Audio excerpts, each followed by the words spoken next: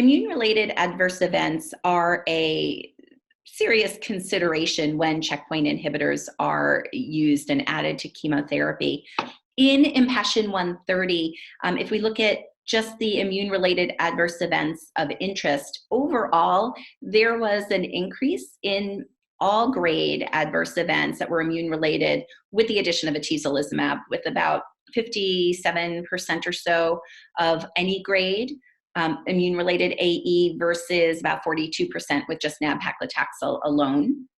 I think that there was particular attention paid to hepatitis, and there the differences appeared pretty comparable between the addition of atezo and that of just nab-paclitaxel alone in grade 3 or 4 events, measuring only about 5% compared to 3% on the control arm. The adverse event of greatest interest, or immune-related adverse event of greatest interest, were endocrinopathies, and particularly thyroid-related endocrinopathies of either hypothyroidism or hyperthyroidism.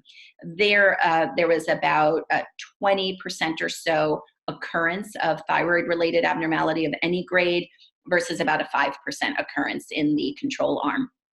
Fortunately, in contrast to some of the other checkpoint inhibitors, there were really scant, next to nil inflammatory conditions of the bowel, such as colitis or adrenal insufficiency or other endocrinopathies such as diabetes. There was an increase in rash of any grade with the addition of atezolizumab, about 34% over about 25% or so on the placebo and control arm. So I think in practice, we've had the availability of atezolizumab with FDA approval of over a year now.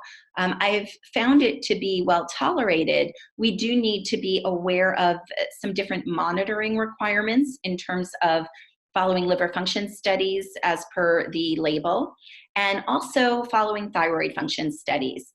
And so I think once we have an awareness of this and the potential for immune-related adverse events, we can respond and react swiftly to be able to allow our patients the benefit of this drug without the lasting toxicity. I will also draw your attention to a publication in the New England Journal of Medicine about a year ago now by Mike Postow and colleagues that specifically offers some guidance in the management of immune-related adverse events with checkpoint inhibitors.